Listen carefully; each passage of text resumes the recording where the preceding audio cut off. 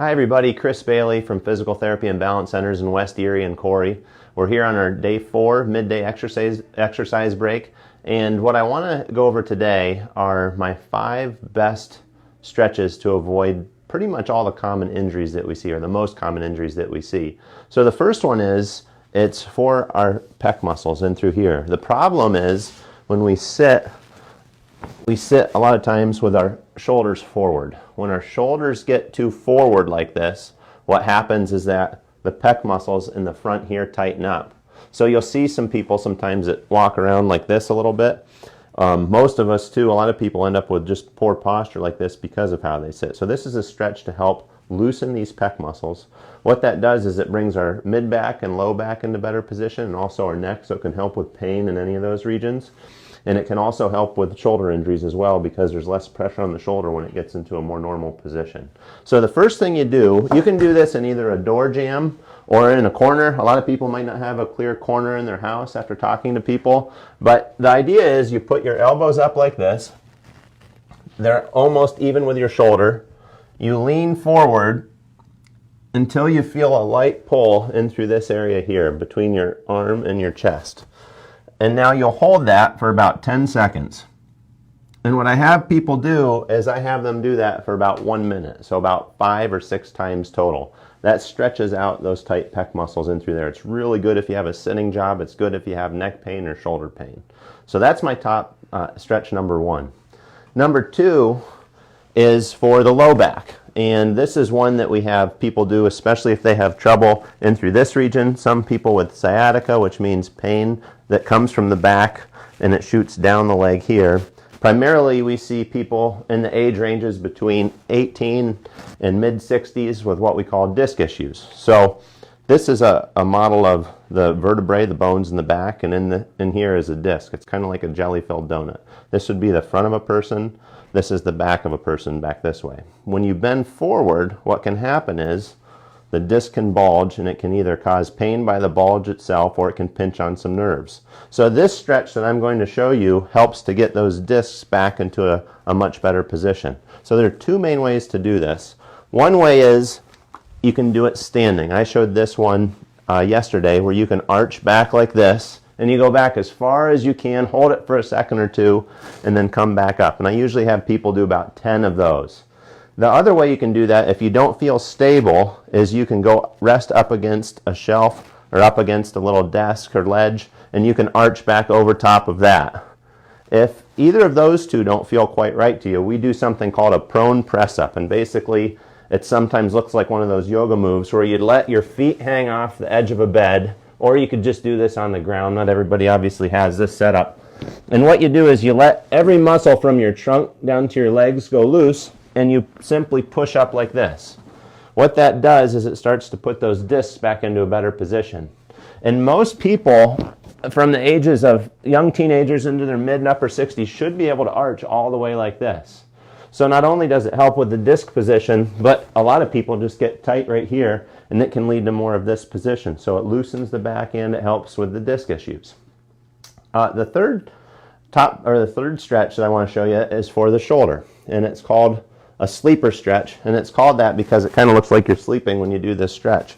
But what it does is it loosens up the back part of your shoulder. It's called the posterior capsule. It's just a fancy word for the back part of your shoulder, the ligaments in through here. A lot of times with poor posture, those ligaments get tight. They end up pushing your upper arm bone forward, forcing it into another arm bone, and it can create problems with the rotator cuff. There's something called rotator cuff tendinitis and irritation of the rotator cuff, bursitis in the shoulder. So this stretch can help with all of these things. And it feels a little bit different because we're stretching a ligament versus muscle. It might feel like it's a little bit sharper of a stretch. So what you do is you stand up nice and straight with your posture this way. You bring one arm out this direction, and then you get your elbow nearly even with your shoulder. It can be slightly down. Arm bent at about 90 degrees there. And I'm trying to push my wrist up against the edge of that wall like that. If you have pain on your elbow with this, we'll give people a little pillow here, and they can work this stretch like this. You'll see some people, so if you try this out at home, give this a shot. If you try this and your hand only goes to here, it means that that back part of your shoulder is tight and it can lead to some injuries. So keep working it until it gets down to this position, and you should see a change if you do it for about 10 seconds at a time for 5 in a row. Within a week, you should really see some gains with this, and that shoulder pain can improve. So test both arms out. It's common for your dominant arm, I'm right-handed, to have less movement that way. That can be normal, so don't worry about it if it's a little bit tighter, but it still might be tight, so try that stretch out with that there. The next stretch that I'm going to show you is a piriformis stretch, and all that means is you have a muscle in through your butt area right here, and it runs from your pelvis out to your hip, and what that muscle does is it helps to rotate our legs. But what we find in a lot of people is our hips get tight over time, so that muscle runs right sometimes in between part of that sciatic nerve, which is the nerve that runs down through your back. So that muscle can cause pinching in that nerve and send pain into the leg, and also that tightness can just be bothersome in this area. So what we have people do is they lay down, and it works best if you cross one leg over the other like this, and I'm going to pull my right knee towards my left shoulder like this, and I'm going this direction here. You should feel that pull right in through the buttocks, right through here. You'll want to hold this a little bit longer, 20 to 30 seconds. We're working on a muscular stretch here for most people.